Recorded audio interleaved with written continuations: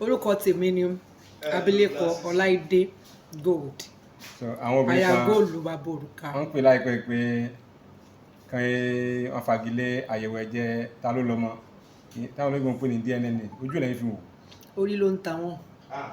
Kán fi àwọn obìnrin bíi tí wà ní. Obìnrin kóbìnrin nìyẹn.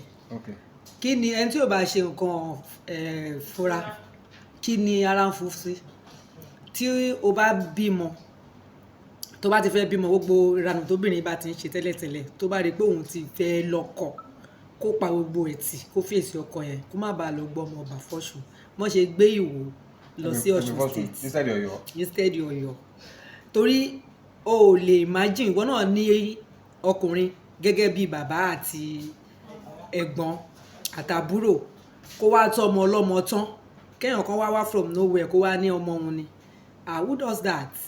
Ẹni tó ti tọ́ láti kékeré owó school owó oúnjẹ owó gbogbo ẹ̀ kò easy ó gbé gbogbo ẹ̀ lẹ́ni ẹlẹ́ni lórí tán ó wá ṣe tán ó wá ní pé ẹnìkan wá dé wá sọ pé ọmọ òun ni ó jẹ́ kí ẹnìyẹn ṣe àṣedànù nìyẹn wasted years kò ní jẹ́ ti ọkùnrin kọ̀ọ̀kan tó ń wò mí lágbára Ọlọ́run ẹ lọ ṣe ẹ jẹ́ ẹ mọ status àwọn ọmọ yín kó má jẹ́ pé bíyá ẹlòmíì tó máa fi pé 50 ọdún ló ẹ̀ṣẹ̀ máa mọ̀ pọ́ ọmọ ọlọ́mọ lòun tọ́ kán ètè ṣe nísìnyí irú nǹkan bẹ́ẹ̀ gan ó máa curb ìwà burúkú láwùjọ obìnrin báwo ni obìnrin ṣe máa wà tó máa ṣe ṣìnà obìnrin ṣe máa wà tí ò ní ojú kan làdá ní tó bá ti dójú méjì ó ti di dà nìyẹn èmi faramọ́ kán máa ṣe DNA test yẹn lọ kán máa ṣe lọ á curb gbogbo excesses táwọn obìnrin ṣe láàrin ìgboro ìwà ìtọ́ ní ìwà àgbèrè kódà.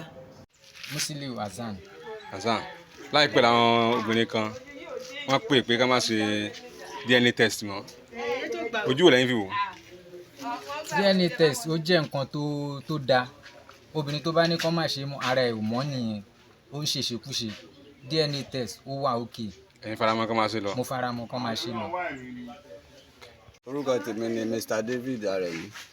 Láìpẹ́ làwọn obìnrin kan wọ́n ní ẹ̀jẹ̀ DNA pé ká má ṣe mọ́ pé ó ń dalérú ń fa wàhálà pé bàbá tó ti tọ́mọ fún ọdún wàá gbọ́ pé òun kọ́ ló ń lọ́mọ lórí bàbá yẹn pé aburú lè bá ojú lẹ́yìn fi wò.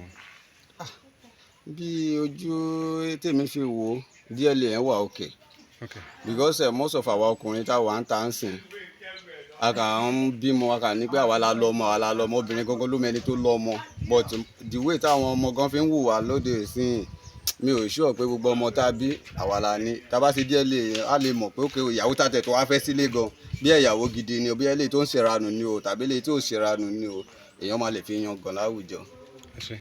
Orúkọ mi ni Ìyáàfin Motúnráyọ̀ Arẹ̀mú. Láìpẹ́ làwọn obìnrin kan pè pé àyẹ̀wò tẹ́ bá ń ṣe àyẹ̀wò ẹ̀jẹ̀ ta ló lọ́mọ tẹ́pẹ̀ DNA àwọn obìnrin wọn ní ká má ṣe mọ̀ pé ọ̀pọ̀lọpọ̀ lé ló ti dàrú pé bàbá mi ti tọmọtọmọ fún ọdún àìdá òdìdí wọn mọ̀ pé kò sọmọ pé irú ọkùnrin bẹ́ẹ̀ ó lè ní stroke ó lè ní hypertension. Bẹ́ẹ̀ ni àwọn obìnrin tí wọ́n ń sọ yẹn pé kí wọ́n má ṣe DNA mọ́ torí àwọn kan tí ìbéèrè tẹ̀bẹ̀rẹ̀ ń sìn ní tèmi o wọn mọ̀ ní gẹ́gẹ́ bí obìnrin ni tó bá mọ̀ tó yẹ kó proof pé yes obìnrin ni mí mo dẹ̀ bímọ fọ́kọ mi kó ṣe DNA kò ní sí pé ọkùnrin kan ló ń gbé nǹkan jẹ àbí ló ń lead sí stroke kó ṣe DNA. Ẹ̀yin faramọ́ pé tèmi ò ní tèmi ò lóbìnrin tèmi èmi proof o kó ṣe DNA kọ́lọ́mọ ọmọ ẹ̀ tó sì pé ìjà máa dé ọmọ àlè lọ́mọ yẹn kíní kan kò ní sí yẹn bẹ́ẹ̀ everybody máa free ní tèmi mi fọwọ́ sí kó ṣe DNA. Orúkọ yín lẹ́ẹ̀kan sí. Orúkọ mi ni Ìyáàfin Motúnráyọ̀ Arẹ̀mú.